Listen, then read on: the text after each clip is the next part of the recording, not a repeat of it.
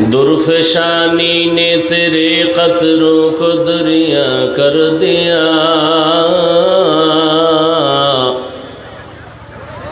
दुर्फशानी ने तेरे कतरों को दरिया कर दिया, दिल को रोशन कर दिया, आँखों को बीना कर दिया, दिल को रोशन कर दिया, आँखों को बीना कर दिया।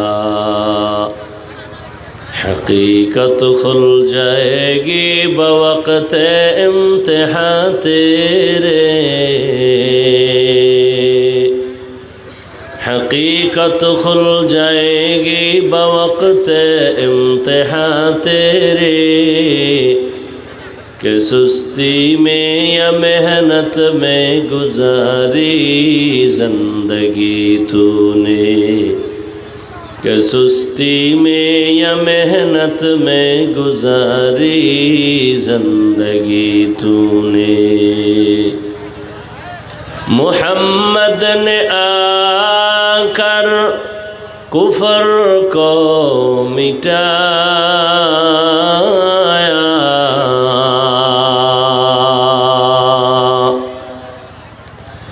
मोहम्मद ने आकर कुफर को मिटाया, कुफर को मिटा कर सदाक़त बताया, कुफर को मिटा कर सदाक़त बताया।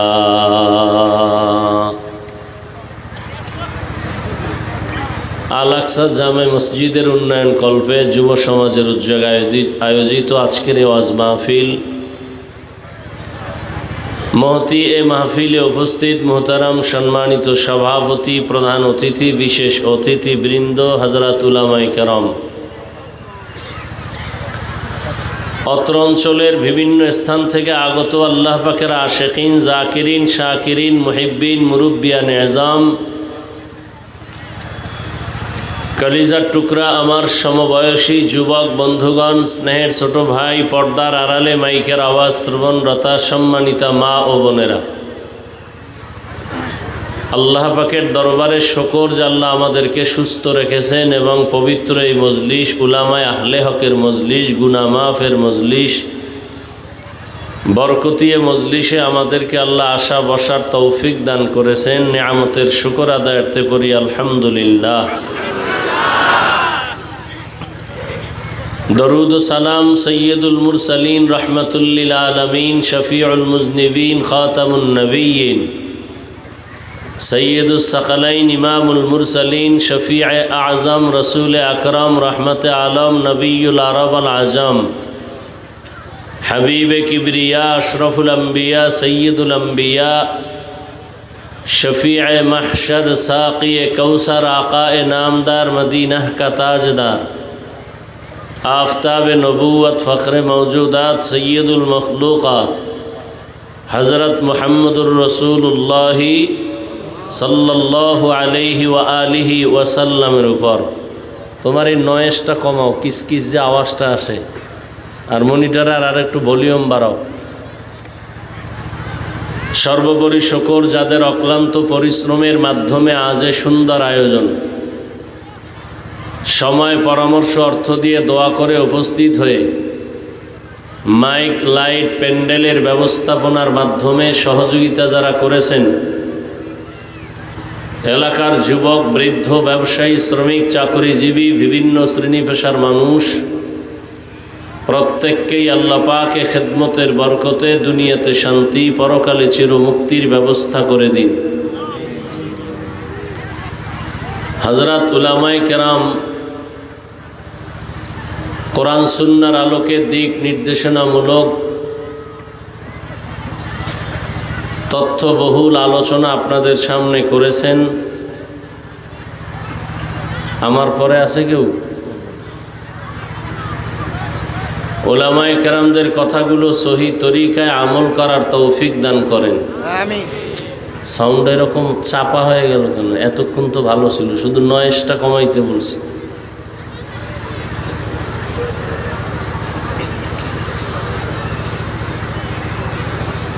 উলামায়ে কেরামের ইজ্জতকে আল্লাহ বেশি বেশি বাড়ায় দেন।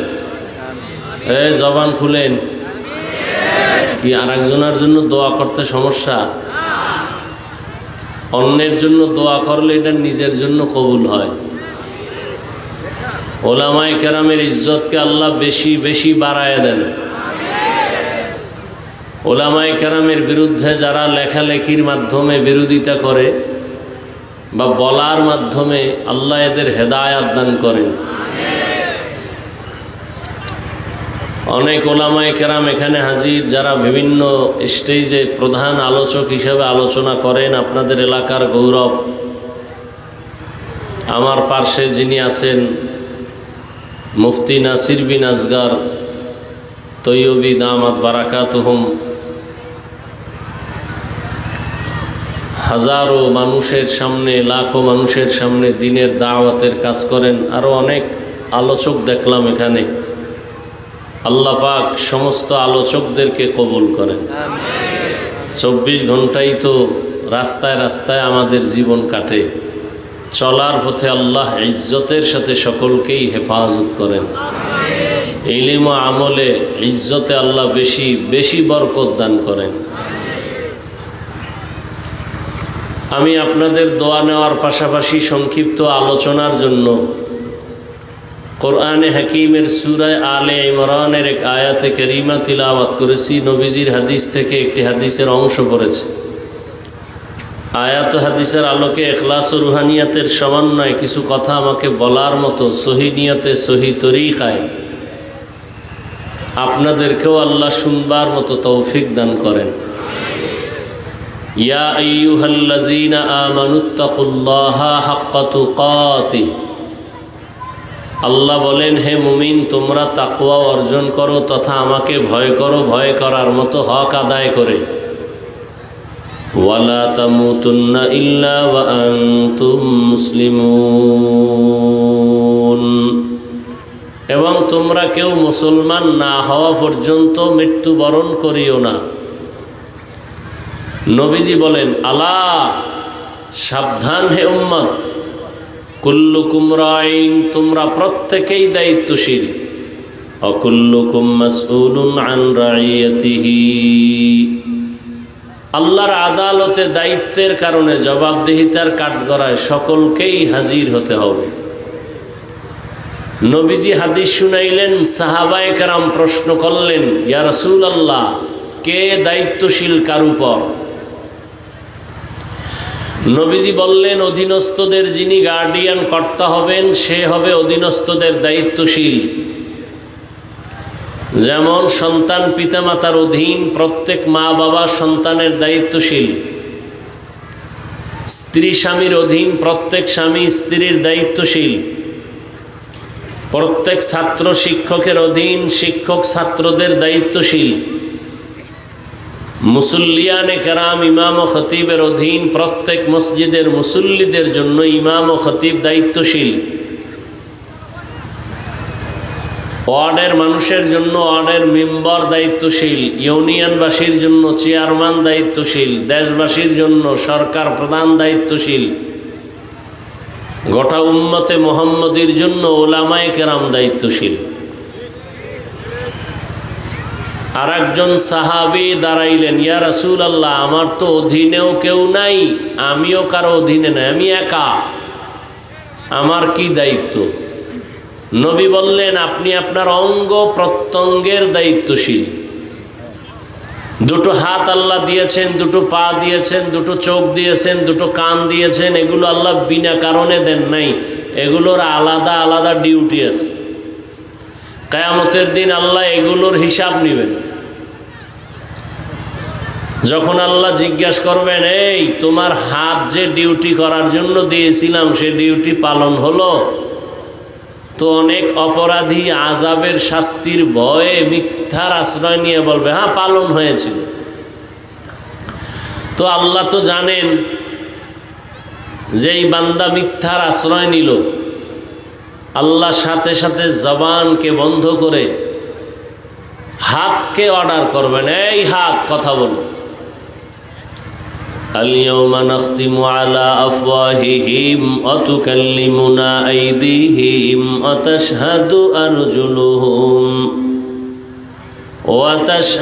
আরজুলুহুম বিমা কানু ইয়াকসিবুন। দস্ত গুয়াদ মঞ্চুনি দুজদিদা আম লব গুয়াদ মঞ্চুনি বসিদা আম চশম গুয়াদ চিদা আম গামজা হারাম গোশ গুয়াদ চিদা আম সমরুল কালাম। আল্লাহ যখন বলবেন হাত কথা বলো, জবান বন্ধ, হাতকে আল্লাহ অর্ডার করবেন। আপনাদের ধারণা কি হাত কথা বলে? আপনাদের হাত কথা বলে? পারে? আপনাদের হাত কথা বলতে পারে? আমার হাত কথা বলতে পারে? আল্লাহ যদি জিজ্ঞেস করেন হাত কথা বলো, পারবে? এই পয়েন্ট আজীবন মনে রাখবেন। বয়ান শুধু শুনেন না, দুই একটা কাজে লাগাবার চেষ্টা করেন। ফেতনায় ভরে গেছে গোটা দুনিয়া, বিশেষ করে ধর্ম নিয়ে ফেতনা বেশি।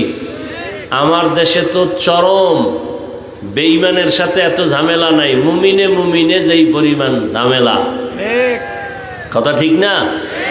কঠিন ঝামেলা। দেখেন না কি হালাত আমাদের।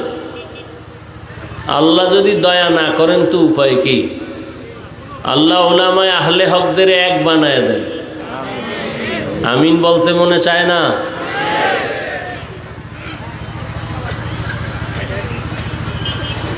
আজীবনের জন্য এই পয়েন্ট মনে রাখবেন।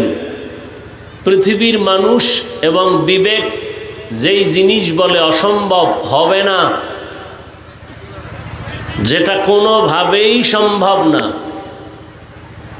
আপনাদের আমাদের মুমিনের আকীদা হবে যেটা অসম্ভব সেটা আমার আল্লাহ পাকের কুদরতে সম্ভব। হাত কথা বলতে পারে না, এটাই বাস্তব। আল্লাহর কুদরতে পারবে না? পারবে না? মরা গাছে কথা বলতে পারে না, এটাই সত্য।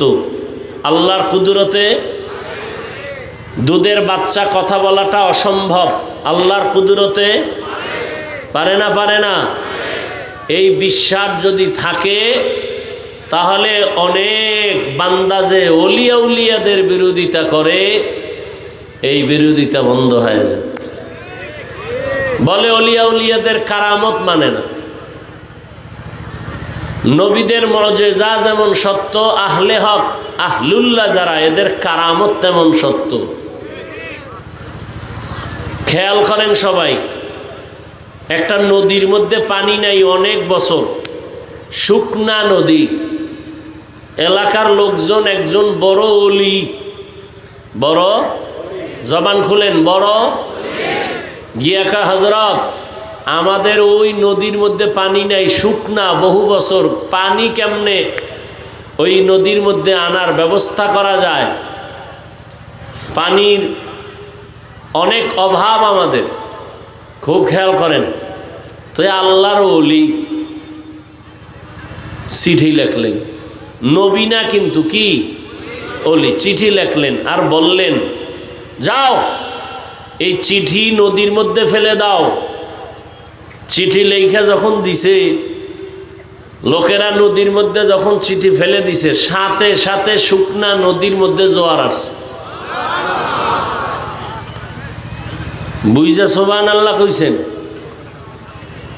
আপনাদের এই উত্তর অঞ্চলে তো নাউজুবিল্লাহ বলার মানুষ বেশি, সুবহানাল্লাহ বলার মানুষ কম। এখন মাথা ঘুরে গেছে, খুব খেয়াল করেন তো। শুকনা নদীর মধ্যে চিঠি লেখা দিছে, চিঠি ফালাইছে, পানির জোয়ার আসছে, এটা কেমন কথা? গাঞ্জাখুরি কথা। এবার জিগায় কামটা ঘটাইছে কে? আল্লাহ। দাঁড়ান, আমি কথা শেষ করতেছি।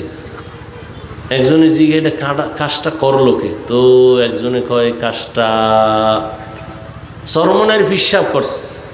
খুব খেয়াল করেন কথার কথা, কথা তো কাফের, দলিল ছাড়া কাফের। বুঝেন নাই? এবার না না না না, চরমনাই না তো, কে করছে? তাবলিগের এক মুরব্বী কত ট্রিপল কাফের। না হেও না তো, কে করছে এই ঘটনা? দেওবন্দি একজন বুজুর্গ, হেও মোটামুটি কাফেরের কাছে। এইবার ঘুরতে ঘুরতে না দেওবন্দিও না, তাবলিগও না, চরমনাইও না, তো এই কাজটা গড়াই লোকে খুঁজতে খুঁজতে খুঁজতে খুঁজতে কয়, ও এ কামটা গড়াইছে রসুলের হাতে গড়া সাহাবি হজরত ওমর। কে গড়াইছে? আর বলেন না কেন? এখন কাফের কও, হায়ওয়ানের বাচ্চাগুলো কাফের বল, ওমরের কাফের বল, শরমনাই যদি কয় কাফের, তাবলিগলারা বললে কাফের, দেওবন্দি কেউ বললে কাফের। ঘটনা কে ঘটাইলেন? ওমর। কাফের বলবা? তোমার সাথে যুদ্ধ আমি করব, বলো কার সাহস আছে বলো। ওমরের কাফের বলবি, এই সাহসটা আছে কার দ্বারা? সাহাবায়ে কেরামের বিরুদ্ধে যারা লেখে আর বলে এরা রসুলের দুশমন, জাহান্নামী। সাহাবায়ে কেরামদেরকে যারা ইশারা ইঙ্গিতে বিরোধিতা করবে এরা মুসলমান দাবি করলেও ৭২ দল জাহান্নামীদের অন্তর্ভুক্ত। আল্লাহ হেদায়াত দান করুন। তাহলে যেটা বলে দুনিয়ার মানুষ হবে না, আল্লাহ বলেন সেটা আমার কুদরতে। মরা খেজুর গাছের সাথে ট্যাক লাগাইয়া রহমতের নবী খুতবা পড়েন। কিছুদিন পরে নবী বললেন, আমি নতুন মিম্বর বানাবো। মানুষের যেমন কান্নার আওয়াজ, খেজুর গাছ থেকে এমন কান্নার আওয়াজ। বুখারীর এবারাত। রহমতের নবী বলেন, এই খেজুর গাছ কাঁদো কেন? খেজুর গাছ বলেন, ইয়া রাসূলুল্লাহ, আপনার বিরহের বেদনায় কান্না করি। কি চাও? আমি দোয়া করে দিব, তুমি আবার তাজা হয়ে যাইবা, আবার তোমার মধ্যে খেজুর আসবে, উম্মতেরা খেয়ে দোয়া করবে। কয় না না, কি চাও? ও রহমতের নবী আমার, এখানে আমার জানাজা পড়াবেন, এখানেই দাফন করবেন, কিয়ামতের দিন আমি আপনার সাথে জান্নাতে থাকব। উস্তুনে হান্নানা আজহাজরে রসুল নালামি জাদ হামচুয়ার বাবু উকুল। মারা গেছে, কথা বলতে পারে না, আল্লাহর কুদরতে পারেনি। এই বিশ্বাস যারা রাখবে তারা মুমিন, যারা অবিশ্বাস করবে তারা বেঈমান। আল্লাহ তাআলা তার বিশেষ কিছু বান্দাদেরকে আলাদা পাওয়ার দান করেন। এই পাওয়ার দুনিয়ার অন্যকে আল্লাহ দান করেন না। এই পাওয়ারের নাম কোরআনের ভাষায় হলো ফুরকান, হাদিসের ভাষায় এই পাওয়ারের নাম ফেরাসাত।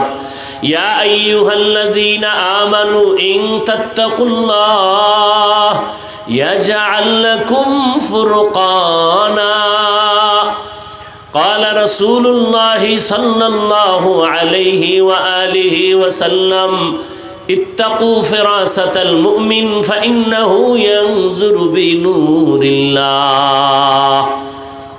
ফেরাসাতের পাওয়ার। ও বান্দা, তুমি যা দেখো, পাওয়ারওয়ালারা অনেক কিছু দেখেন, তুমি দেখো না।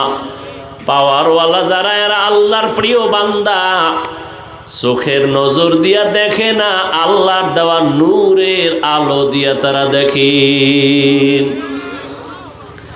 খলিফাতুল মুসলিমিন ওমর ফারুক রাদিয়াল্লাহু তাআলা আনহু খুতবা পড়তেছেন, হঠাৎ খুতবার মাঝখানে অপ্রাসঙ্গিক একটা আওয়াজ দিলেন, ইয়া সারিয়াতাল জাবাল, ইয়া সারিয়াতাল জাবাল, ইয়া সারিয়াতাল জাবাল।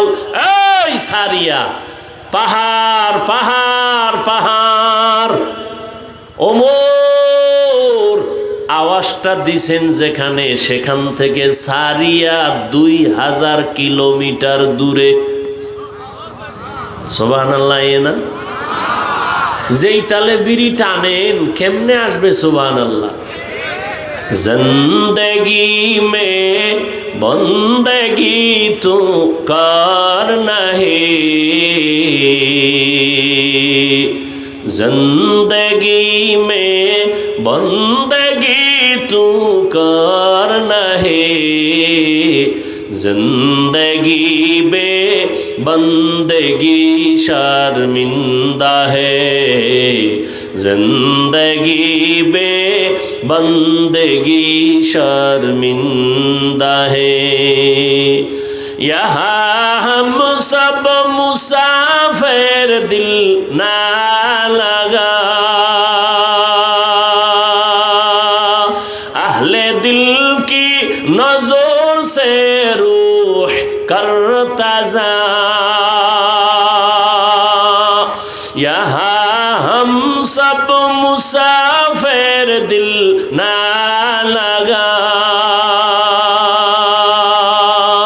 अहले दिल की नजर से रूह करता जा, शाह दौलत सब फकीर गर नेक नहीं, शाह दौलत सब फकीर गर नेक नहीं, जिंदगी में बंदगी तू करना है, जिंदगी में बंदगी तू करना है, जिंदगी बे बंदगी शर्मिंदा है, जिंदगी बे बंदगी शर्मिंदा है, जिंदगी में बंदगी कुन बंदगी, बंदगी बे जिंदगी शर्मिंदगी।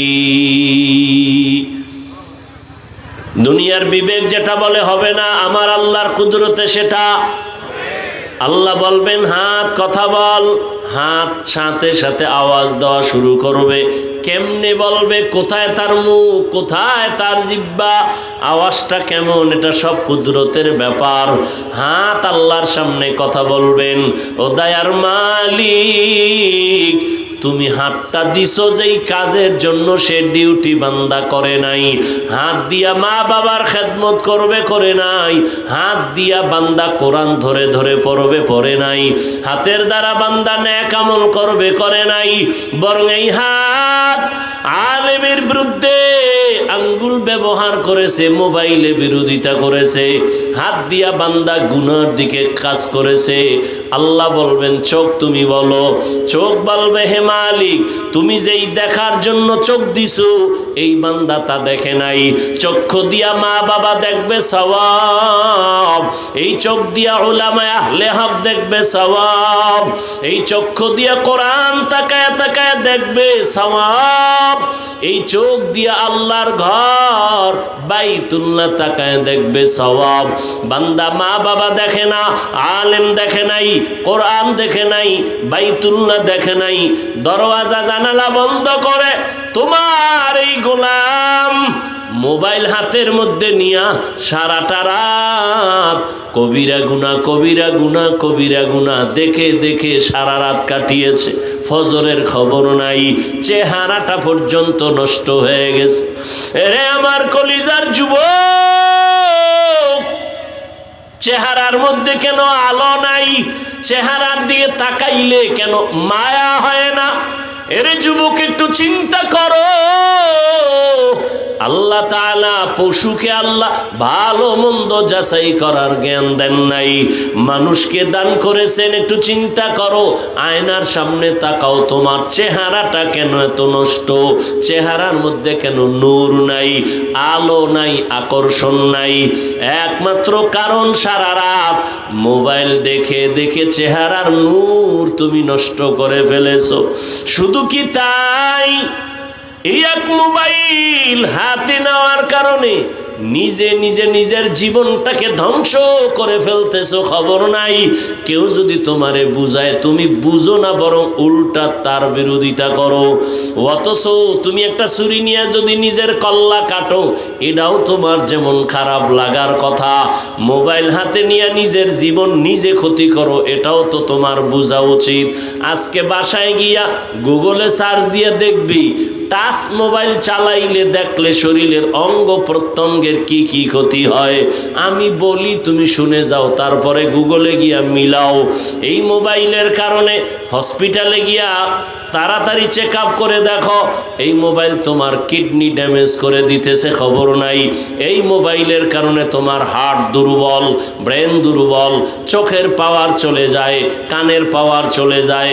দেখো না, আগের তুলনায় মাথা ব্যথা বেড়ে গেছে, বুকে ব্যথা বেড়ে গেছে, স্ট্রোকের রোগী বেড়ে গেছে।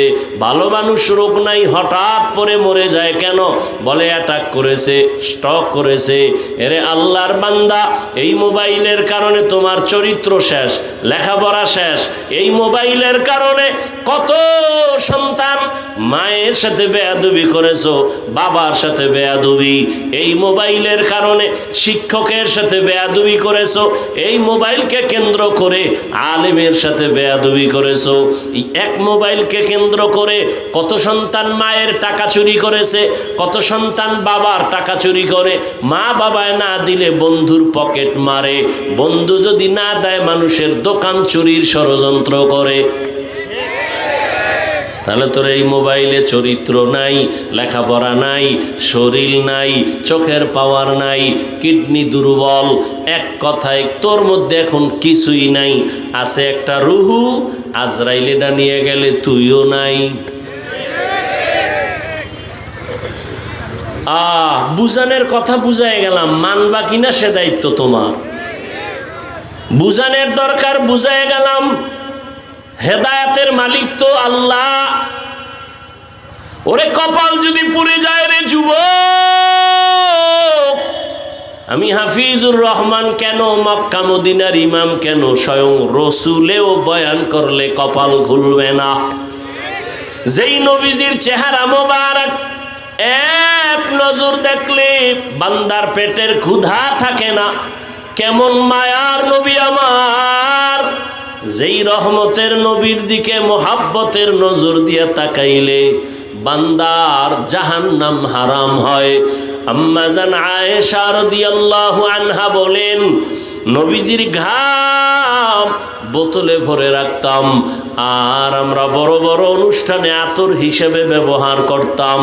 এরে আল্লাহর গোলাম, যেই নবীর চেহারা দেখলে কলিজা ঠান্ডা হয় এক নজর, কিন্তু কত বড় বেঈমান কপাল পোড়া, একবার আর দুইবার না, দীর্ঘ টানা 13 বছর পর্যন্ত নবীজিরে দেখলো, বয়ান শুনলো, এরপরেও বেঈমান কালেমা পড়ে নাই। এত বড় নিকৃষ্ট কপাল পোড়ার নাম জানেননি? আবু জাহাল। অন্যদিকে 27 বছরের যুবক তরবারি নিয়ে দৌড়ায় আমার নবীর গর্দান কাটার জন্য। নবীজির চেহারা মোবারক দেখা তরবারি ফালায় বলেন, ও রহমতের নবী আমার, বেয়াদবি মাফ করেন, আমাকে কালেমার রশি লাগায় দেন। 27 বছরের যুবক নবীর হাতে কালেমা পড়িয়া তরবারি হাতে নিয়ে দাঁড়ায় বলে, বেঈমান, সাহস থাকলে এই বান্দার তরবারির সামনে দাঁড়াও। আমি নবীর বিরুদ্ধে কথা বলতে যদি চাও, নবীরে দরকার নাই, আমার তরবারি ফয়সালা করবে, সামনে আসো। এই কপালওয়ালা 27 বছরের যুবককে জানেননি? এর নাম কপাল। এর নাম কি? কপাল। 13 বছর দেখছে, এরপরও কালেমা পড়ে না, আর 27 বছর বয়সে নবীকে দেইখা জবাই করতে এসে কালেমা পড়ে ফেললো। এই জন্য কপাল যদি পুড়ে যায়, আমার বয়ানও কাজ হবে। এত মানুষ এখানে, মাঠ ভরা, দাঁড়ানোরও সুযোগ নাই। এত মানুষ বাসায় যায় বলবে, ও অনেক লোক হইছে। কি লাভ হবে তোমার চাপাবাজি করলে যদি ফজরে মসজিদ থাকে খালি? কি কি এত মানুষ এখানে?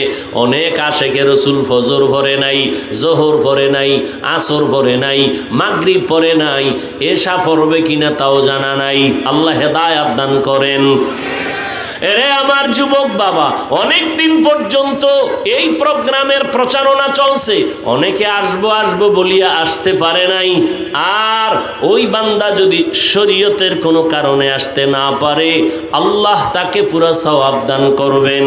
আর একদল কপাল পোড়া এমন এসেছে ওয়াজের প্যান্ডেলে, কিন্তু প্যান্ডেলে ঢুকতে পারে নাই। এরা কই? মহিলা প্যান্ডেল তাওয়াফ করে, আর দোকানে আড্ডা দেয়, আর কবিরা গুনাহ করে। কি দেখছেননি কারবার? আল্লাহর কুদরতটা কেমন! এটা বেহেশতের বাজার, পাশে জাহান্নামের বাজার। কি আচ্ছা, ওয়াজ উপলক্ষে মার্কেট হবে কেন, দোকান হবে কেন? অনেক দূরের মানুষ আসছে, একটু চা বিস্কিটের দরকার, দুই একটা চা বিস্কিটের দোকান থাকবে। খেলনার দোকান কেন, বেলুনের দোকান কেন? ওখানে আবার মেয়েরা ঢুকবে কেন, যুবকেরা ঢুকবে কেন? ওখানের এই কবিরা গুনার দায়ভার কারা নিবে? বইলা গেলাম, মানবা কিনা সে দায়িত্ব তোমার। সারা বাংলাদেশের হালাত বড় খারাপ। ও যে আইয়া কপাল ভরা বেলুন কিনছে, বেলুন প্লাস্টিকের মাছ কান্দে লয়ে ঝুলতে ঝুলতে বাড়ি যায়। ম্যাডাম জিগাইব, অজেতে কি নিয়ে আইছো? যে মোনাজাতে বেলুন কবুল হয়ে গেছে।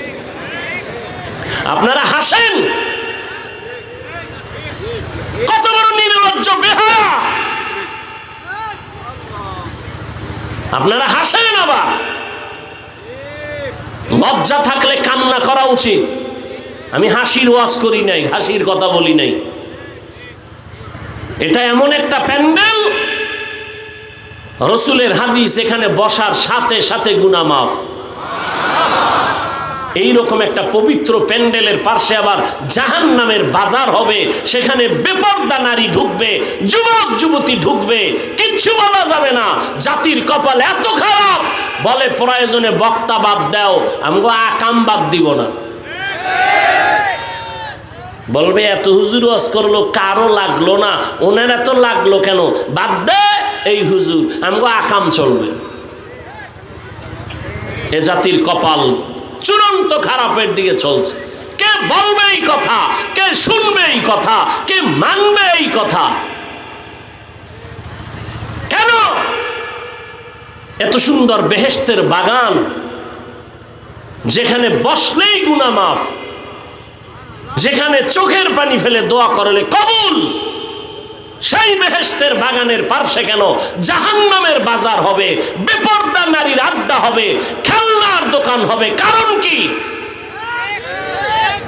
আল্লাহ হেদায়াত দান করুন, আল্লাহ হেদায়াত দান করুন, আল্লাহ হেদায়াত দান করুন।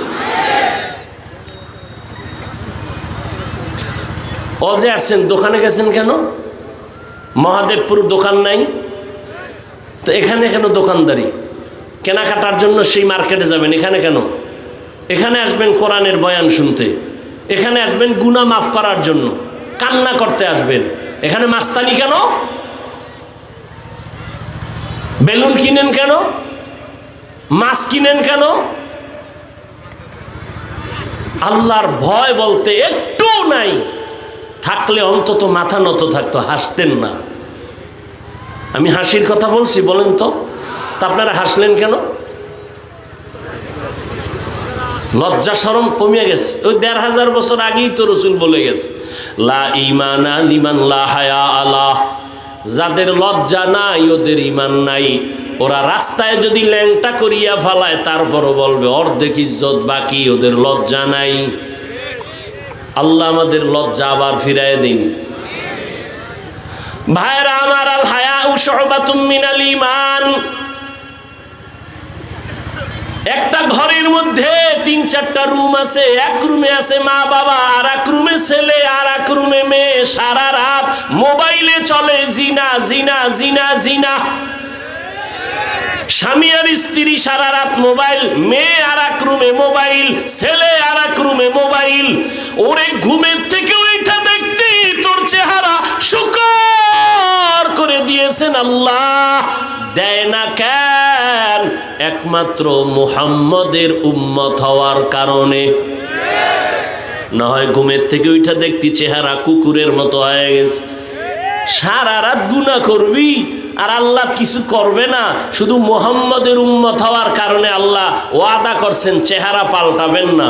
না হয় পাল্টায় দিতেন, ঘুমের থেকে উঠে দেখতা চেহারা শুকরের মতো হয়ে গেছে, কুকুরের মতো হয়ে গেছে গুনার কারণে। আল্লাহ হেদায়েত দান করুন। বয়ানে আসছে ফজর নাই, জোহর নাই, নামাজ নাই, দাবি করে আমরা বয়ানে আসছি। কি হবে এই বয়ান দিয়ে?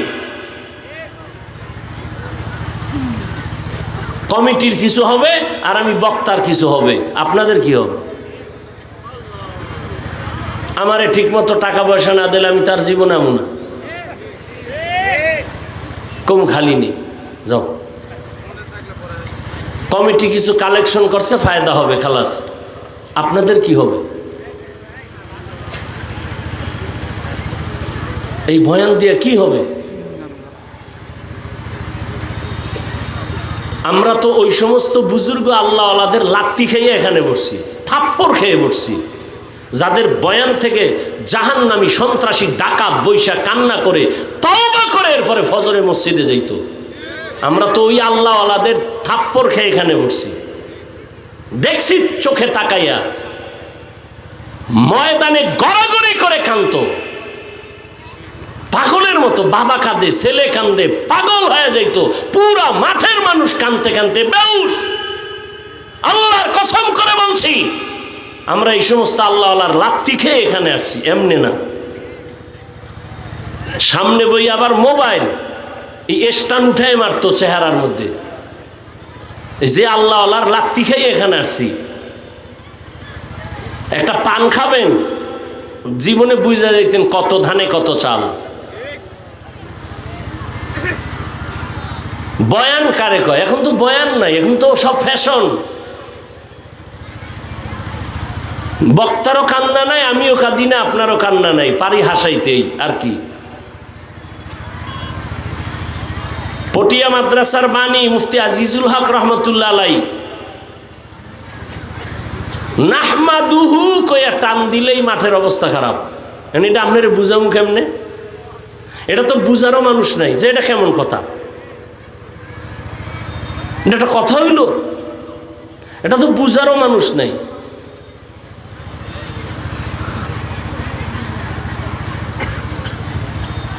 আল্লাহ হেদায়েত দান করুন। ইয়া আইয়ুহাল্লাযীনা আমানুত্তাকুল্লাহা হাক্কা তুকাতিহ।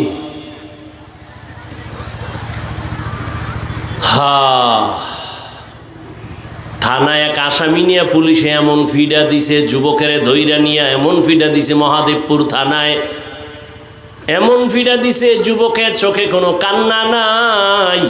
ও আল্লাহর বান্দার একটু আকল খাটাইয়া চিন্তা করেন। মহাদেবপুর থানায় যুবক এমন পুলিশের পিটা লাগছে, কাঁদে না। আর এটা কেমন প্যান্ডেল! আল্লাহওয়ালা বয়ান করে আর যুবক ওই মাথায় বয়া হাউ মাউ করে কান্না করে। একটু চিন্তা করেন, ওই যুবকের মারলো কেউ, কাঁদে কেন? বুঝেননি? বুঝেন? ওরে থানায় নিয়ে পুলিশে পিঠায়, কাঁদে না। আর ওয়াজের প্যান্ডেলে আল্লাহওয়ালা বয়ান করে, মানুষ গড়াগড়ি খায় কান্নে, ওই 200 হাত দূরে এক যুবক কাঁদে। ওরে মারলো কে? কই সেই বয়ান? কই সেই বয়ানের রূহ? কই সেই আমল? এত সোজা না। বয়ান বক্তার এলেম আর আমল, বয়ান বক্তার এলেম আর আমলের বাহাদুরিতে হয় না, শ্রোতাদের অন্তরের আকর্ষণ আর মোহাব্বতে বয়ান বের হয়। আর বক্তার মধ্যে থাকবে ইখলাস, আল্লাহর ভয়। এই আল্লাহওয়ালাদের লাত্তি খাইছি, কিন্তু ওই নজর একটু পাইছি, আল্লাহ বরকত দিছেন, কিন্তু মানুষ এখনো হইতে পারি নাই। ওরে আমি যদি আপনাদের বয়ান শুনাইতে গিয়া বলি আমি মানুষ হইতে পারি না, তো আপনাকেও তো চিন্তা করা উচিত, আপনি কি হইলেন আর বাঁচবেন কত? হায়াত হায়াতের 3/2 শেষ। যদি আপনার হায়াত 30 বছর থাকে, মুহাম্মদের উম্মতের হায়াত গড়ে হবে 60 থেকে 70 বছর, তাহলে আর বাঁচবেন 30, অর্ধেক শেষ। যদি আপনার হায়াত থাকে 40, আপনার 3/2 শেষ, 20 বছর। কিন্তু বাঁচবেন কিনা তাও বড় কঠিন, কারণ ইদানিং শুধু মরণ আর মরণ আর মরণ। মরণ ফাঁদ লইয়েই তো ঘুরে। এই মোবাইলের কারণে শরীর শক্তি দুর্বল, চোখের পাওয়ার কমতেছে, বান্দার হার্ট দুর্বল হইতেছে। একের পর এক মরণ ফাঁদ নিয়ে আমরা চলি। আবার আমার কলিজার যুবকেরা আর একটা মরণের ফাঁদ নিয়ে পাগল, বাইক। কি মরণের তাজা একটা মরণ ফাঁদের নাম বাইক, মোটর সাইকেল, হুন্ডা। ওটার উপরে উঠলেই খালি শরীরে আগুন। শরীরে কি পিছনে যদি আবার বিপরীত কোনো পার্স থাকে তো আরো আগুন। সকাল 10টায় ঘুমের তুই কি টাকা আম্মু মহাদেবপুর বাজারে যাই কেন? বলে আমার এক বন্ধুর সাথে মোলাকাত, আসবি কখন? বলে 1 ঘন্টা পরে। 2-3 ঘন্টা হয়ে যায়, মায়ের অন্তরে বাড়ি লাগছে, এখনো আসে না কেন? টেলিফোন করে, কেউ ধরে না। দীর্ঘ টাইম পরে একজনে ধৈরা অচেনা কণ্ঠ কয়, কে তুমি? বলে মোবাইলওয়ালার মা। কয় মোবাইলওয়ালার বাপ আসেনি? আছে, দাও তাড়াতাড়ি, দেখো তোমার ছেলের মোবাইল কে ধরছে দেখো। এইবার রিসিভ কইরা কয়, কে তুমি? বলে আমি মোবাইলওয়ালার বাবা। বাড়ি কই? বলে আমার বাড়ি অমুক এলাকায়। তাড়াতাড়ি চলে আসো, তোমার লাশ তার তাড়াতাড়ি বাসায় নিয়ে যাও। ছেলের লাশ এক জায়গায়, বাইক আর এক জায়গায়, তাড়াতাড়ি আসো, লাশ নিয়ে যাও। এই হয়নি এরকম? কয়দিন আর বাঁচবি রে যুবক? মহামারী করোনায় যুবকের লাশ, ছাত্র জনতার বৈষম্য বিরোধী আন্দোলনে যুবকের লাশ, পানির নিচে যুবকের লাশ, গাড়ির নিচে যুবকের লাশ, ঘুমের বিছানায় যুবকের লাশ। ও যুবক বাবারা, রাতের ঘুম শরীরের মহা ঔষধ। আমি সারা রাত ওয়াজ মাহফিল করে ঢাকা যাব, বাসায় যেয়ে ঘুমাইতে পারবো না, রাতে আমার ঘুম নাই, কপাল খারাপ। তারপরও সান্ত্বনা দেই, ও আল্লাহ তোমার দিনের কাজই তো করছি, গুনাহ করি নাই। তুই রাতের ঘুম মারছো কি কইরা? আমারটা আমি তো তৃপ্তি পাইলাম, তুই কি করছো? তুই সারা রাতের ঘুম মারছো কি দিয়া? আকাম কইরা, কবিরা গুনাহ কইরা। আল্লাহ হেদায়াত দান করুন। বয়ান চলতেছে, তাবলীগের বয়ান, পীর মাশায়েখের বয়ান, বক্তাদের বয়ান, জুমার খতিবের বয়ান, এরপরও পরিবর্তন নাই কেন? আল্লাহর কসম, যতক্ষণ পর্যন্ত আল্লাহর শাস্তির ভয় অন্তরে না আসবে ততক্ষণ পর্যন্ত বয়ান বাস্তবায়ন হবে না। একটা সন্তান মা বাবাকে ভয় করার কারণে মা বাবার সামনে অন্যায় করে না। একটা ছাত্র শিক্ষকের ভয় করার কারণে শিক্ষকের সামনে ছাত্র অন্যায় করে না। ঠিক আমার আল্লাহর গোলাম বান্দারা যদি আল্লাহর আযাবের ভয় করত, গলায় ছুরি লাগাইতো, দাড়ির মধ্যে কখনো অস্ত্র লাগাইতো না। हर के दारत खौफे हक दौर दिल मदाम जन्नतुल मअवा देहद उरा मकाम जुज़बा हक ची जे मखा आज इंसुजा फजले उ आमस्ते दर जुमला जहां। আল্লাহ বলেন আমাকে হক আদায় করে ভয় করো। সাহাবায়ে কেরাম পেরেশান হয়ে গেলেন, নবীর কাছে বললেন, ইয়া রাসূলুল্লাহ, আল্লাহ যত বড় ওই পরিমাণ ভয় করা আমাদের দ্বারা অসম্ভব। নবীও চিন্তায় পড়ে গেলেন। রব্বুল আলামিন জিবরাইল আমিনকে পাঠাইয়া দিলেন, সান্ত্বনার আয়াত নিয়ে শুনায় দাও। জিবরাইল আমিন আমার নবীর সামনে এসে আয়াত শুনায় দিলেন সান্ত্বনার, ইত্তাকিল্লাহা মাস্তাতাতুম, সাধ্যমতো ভয় করা না। বান্দা আমার হক আদায় করে, ভয় করার প্রয়োজন নাই, বরং বান্দা তোমার সাধ্যমতো আল্লাহকে ভয় করো। আমি যদি আপনাদের প্রশ্ন করি, আপনারা কারা কারা আল্লাহকে ভয় করেন? যদি করি, একজনও কি হাত উঠাবে না? সবাই এই উঠে দেখছেন, কই নাই এতে অবস্থা। মানে মরাডারে মারো কেন, কয় লড়ে কেন? সবাই হাত উঠায় ফেলবে, হুজুর আপনাদের থেকেও আমরা আল্লাহরে বেশি ভয় করি। কোন চালাক বাঙালি থাকলে দুই ফাও উঠায় দিবে, বলবে চার হাত পায়ে ভয় করি। অথচ নামাজ পড়ে নাই, রোজা রাখে না, হালাল খায় না। ও আল্লাহর বান্দা, তুমি নামাজ বাদ দিয়ে বলো ভয় করি। আমি নামাজ ঠিক মতো 5 বেলার নামাজ পড়ে বলি আল্লাহকে ভয় করি। আমি দাড়ি রেখে বলি আল্লাহকে ভয় করি। তুমি দাড়ি না রেখে বলো আল্লাহকে ভয় করি। আমি হালাল খাইয়া বলি আল্লাহকে ভয় করি। তুমি হারাম খাইয়া বলো আল্লাহকে ভয় করি। দোনো ভয় কি সমান? আসলে তোমার মধ্যে আল্লাহর ভয় নাই। যদি ভয় থাকতো জীবন গেলেও তুমি হারাম খাইতে পারতা না। আল্লাহর ভয় কেমনে আসবে? ভয়ের নাম তাকওয়া। একমাত্র আল্লাহওয়ালাদের নেক নজর লাগাও। আল্লাহওয়ালাদের নজরের মধ্যে পাওয়ার আছে, পাওয়ার। এই পাওয়ার আর কারো নজরে নাই। এরে কষ্ট হইতেছে আপনাদের? একটা গাঞ্জাখোরের নজরেও পাওয়ার আছে, আছে না? একটা দুধের বাচ্চা হঠাৎ এক গাঞ্জাখোর নজর দিয়ে কয় এত সুন্দর ফুটন্ত গোলাপ। বাচ্চা অসুস্থ, শুকায় যায়, খায় না। ডাক্তার বলে কোনো রোগ নাই। মুরব্বীরা কয় বদ নজর। কয়নি? গাভীর দুধ হয় 20 কেজি। ও একদিন দেখে কয় এত দুধ গাভীর। পরের দিন থেকে 3 কেজিও নাই। আপনাদের এলাকায় কদু গাছ লাগায় না? কদু গাছের মাঝে মাঝে দেখবেন, মাঝে মাঝে দেখছেননি কোনো দিন যে জুতা টানায়? দেখছেন? কেন? জুতা বরকতের জিনিস, নমরুদের গালে লাগছে। এই জুতা টানাইলে কদু বড় হবে, পোকা হবে না, এই জন্য তো। কেন জুতা টানায় জানেননি? কার বদনজর? পিসা হুজুরের, কোনো আলেমের? বেআমলওয়ালা বেনামাজি গাঞ্জাখোরের নজরে যদি পাওয়ার থাকে, একজন তাহাজ্জুদওয়ালা জিকির করনেওয়ালা মুত্তাকি তার চোখের নজরে কেন পাওয়ার হবে না? আউলিয়ারা কারে উকবা ইখতিয়ার, জাহেলারা কারে দুনিয়া ইখতিয়ার। মাইলে মোমেন সোয়ে মোমেন মিশাওয়াত, মাইলে কাফের সোয়ে কাফের মিশাওয়াত। আল্লাহর ভয় অন্তরে জমা করো, আল্লাহওয়ালাদের নেক নজর লাগাইও। এরে যুবক, এতক্ষণ কষ্ট করে যে চিল্লাইতেছি, তুমি মনে করতেছো কত না জানি মজা। না বাবা, একটা চিৎকার দিলে পুরা শরীরের রন্ধ্রে রন্ধ্রের রিয়াকশন শুরু হয়ে যায়। পৃথিবীতেই চিল্লানোর মতো আর কষ্টের কোনো কাজ নাই। এরপরও চলতেছে 12 মাস। কি জোহরের পরে, মাগরিবের পরে, এশার পরে, সারাদিন সারা রাত কি রৌদ্র আর বৃষ্টি। দৌড়াচ্ছি, গাধার মতো দৌড়াচ্ছি, পায়ে ধরে ধরে বুঝাইতেছি রে বাবা।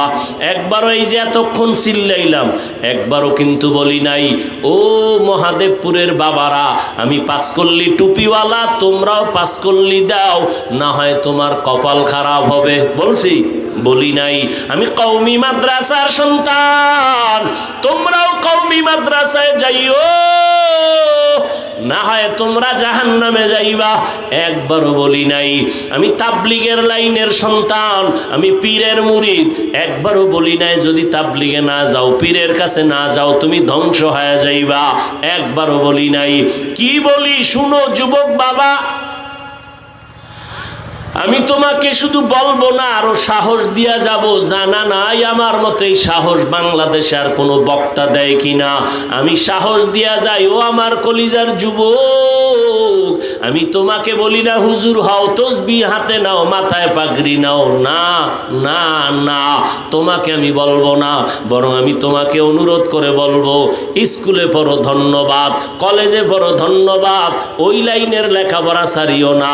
আমার দেশে হুজুরের অভাব নাই, মাওলানার অভাব নাই, মুফতি মুহাদ্দিসের অভাব নাই। আমার দেশে ডাক্তারের বড় অভাব, ইঞ্জিনিয়ারের অভাব। ডাকাত আছে, ডাক্তার নাই। ইঞ্জিনিয়ার ভালো আদর্শওয়ালা নাই। প্রফেসর আছে নাস্তিক। আমরা ওই নাস্তিক মার্কা প্রফেসর চাই না, তাসনিমার মতো ডাক্তার চাই না। এরে বাবা, তুমি লেখাপড়া করে আদর্শবান ডাক্তার হইও, তুমি একজন ইঞ্জিনিয়ার হও, প্রফেসর হও, তুমি ব্যবসায়ী হও, চাকরিজীবী হও, তবে এতটুকু দাবি বেয়াদব হইও না রে বাবা। তোমার ব্যবহারে কোনোদিন যেন মা বাবা কষ্ট না পায়, তোমার আচরণে কখনো যেন শিক্ষকেরা কষ্ট না পায়, তোমার ব্যবহারে কখনো যেন উলামায়ে কেরাম কষ্ট না পায়। কারণ তুমি সফল যদি হতে চাও এই 3 জায়গা থেকে দোয়া লাগবে। মা বাবার দোয়া যদি না নাও তোমার জীবন হবে পঙ্গু। শিক্ষকের দোয়া যদি না নাও, বরদোয়া নাও, তাহলে লেখাপড়ার জিন্দেগি হারায় যাবে। উলামায়ে কেরামের নেক নজর যদি না নাও, বান্দা তোমার চরিত্র জিন্দেগিতে আর সুন্দর করা যাবে না।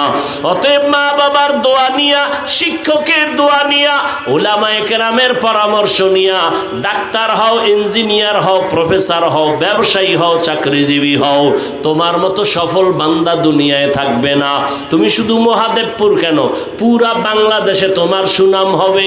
ডাক্তার হলেও তোমার মর্যাদা বাড়বে, ইঞ্জিনিয়ার হলেও তোমার সুনাম ছড়ায় যাবে যদি তুমি আদৌ বলা হয়ে যাও। আর তাসনিমার মতো যদি বেয়াদবি কইরা ডাক্তার হও, জুতার বাড়ি খাইয়া দেশ থেকে পালানো লাগবে। ও আমার যুবক বাবারা, এবার একটু বাস্তবে দেখো তো, আমি যে কথাগুলো বললাম বাস্তবে দেখো তো, একটু নজর করো। এই দেশে তোমার মতো যুবক জীবনে কোনোদিন মাদ্রাসায় পড়ে নাই, আলিফ বা তাও শিখে নাই।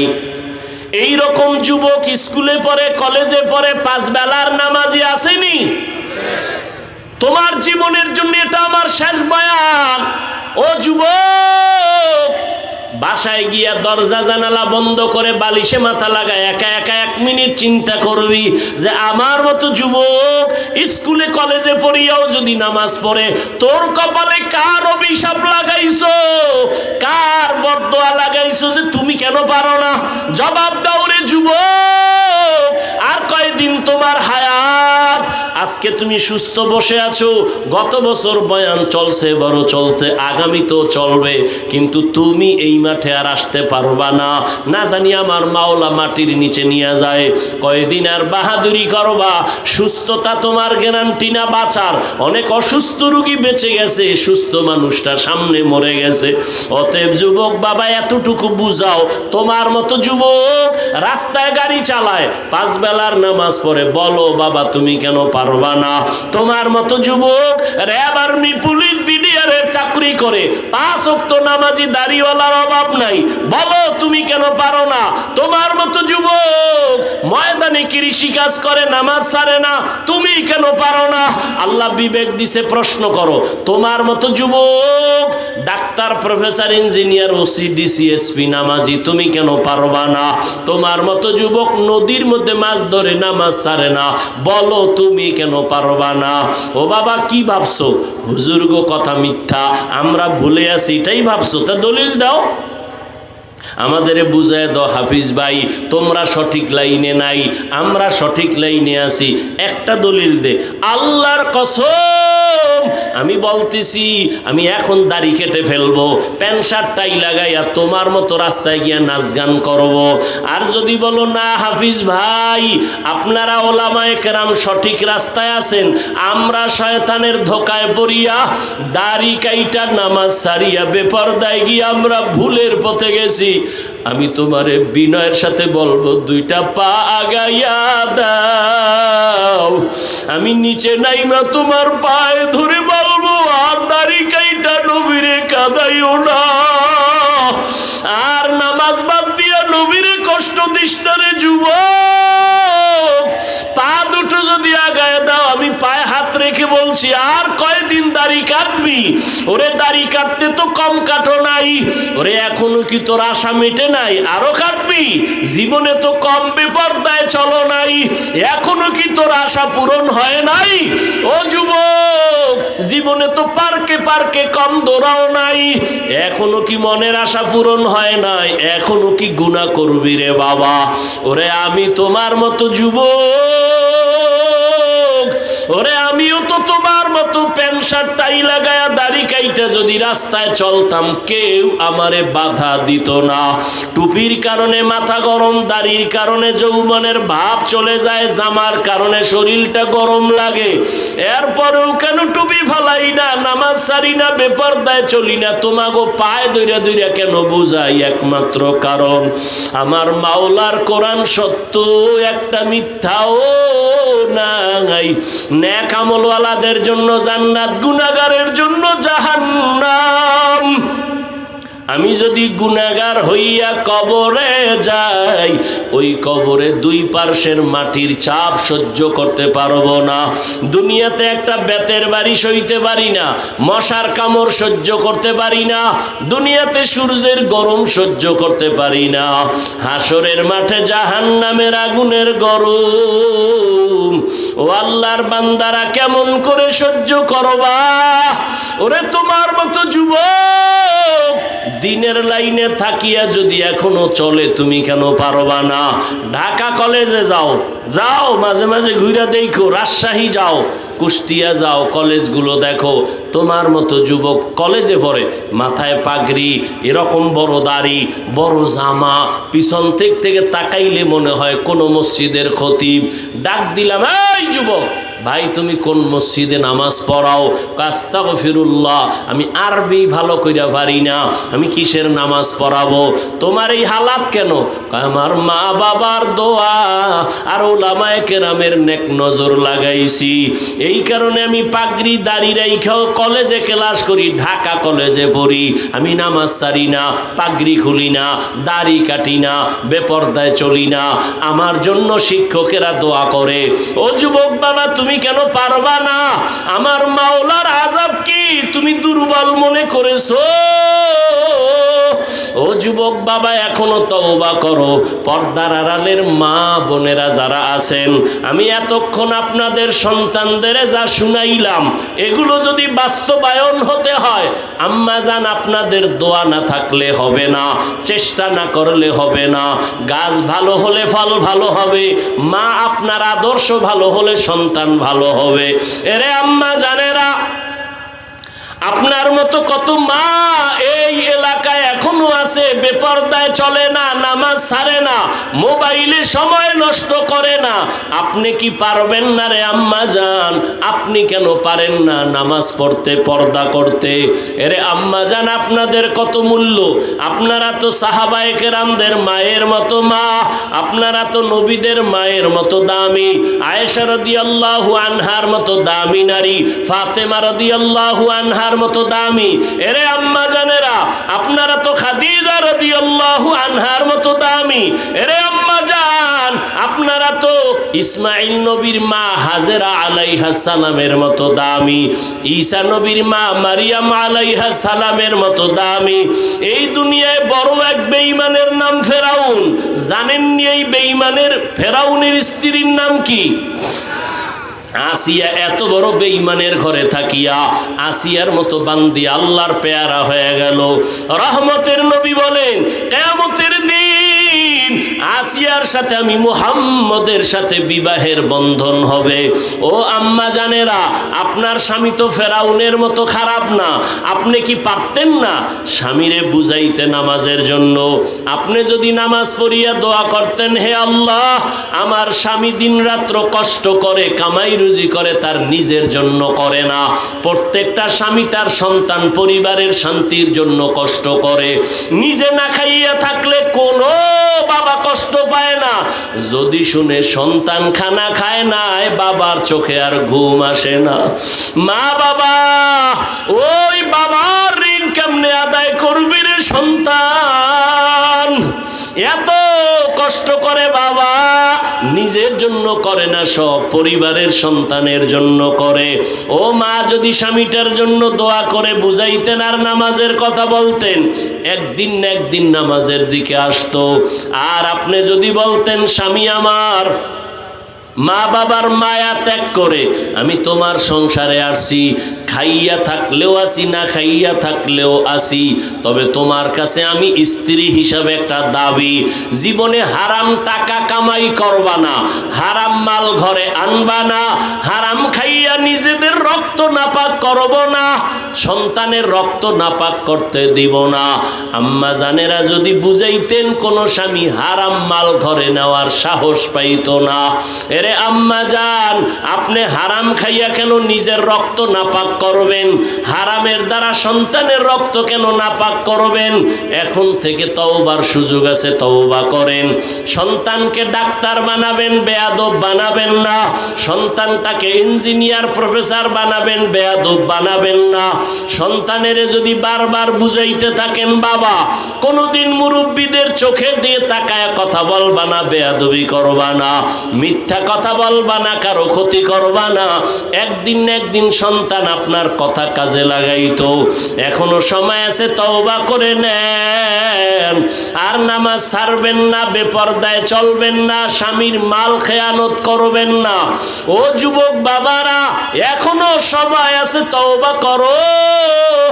জীবন গেল আর নামাজ ছাড়বা না, বেপরদায় চলবা না, দাড়ি কাটবা না, মা বাবারে কষ্ট দিবা না, শিক্ষকের বরদোয়া নিবা না, ওলামায়ে কেরামের দোয়া নিয়া নবীজির তরিকা মেনে এখন থেকে চলবা। স্কুলে পড়ো, কলেজে পড়ো, চাকরি করো, ব্যবসা করো, আর নামাজ ছাড়বা না। যদি তওবার নিয়ত থাকে ওমরের মতো তৈরি হইয়া গোপনে গোপনে মনে মনে আমার আল্লাহকে বলো, হে আল্লাহ, এই ময়দানে গুনাহ নিয়া ঢুকলাম, আর গুনাহ নিয়া বাসায় যাব না।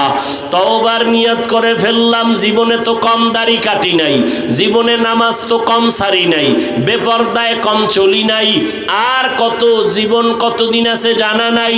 ও আল্লাহ, আজকে থেকে আর নামাজ ছাড়বো না, দাড়ি কাটবো না, বেপরদায় চলবো না। মা বাবার দোয়া নিয়া, শিক্ষকের দোয়া নিয়া, উলামায়ে কেরামের পরামর্শ নিয়া নবীজির তরিকা মেনে চলবো। তওবা করার মতো যদি কারো অন্তর তৈরি হয়, মুনাফিকি না থাকে, খাঁটি তওবার নিয়তে দুটো হাত আমার আল্লাহকে দেখাইয়া দাও। আয় আল্লাহ, হাতগুলো কবুল করে নেন, তওবা কবুল করে নেন। তওবার উপরে মজবুত হইয়া আমাদের চলার মতো তৌফিক দান করেন, আমিন।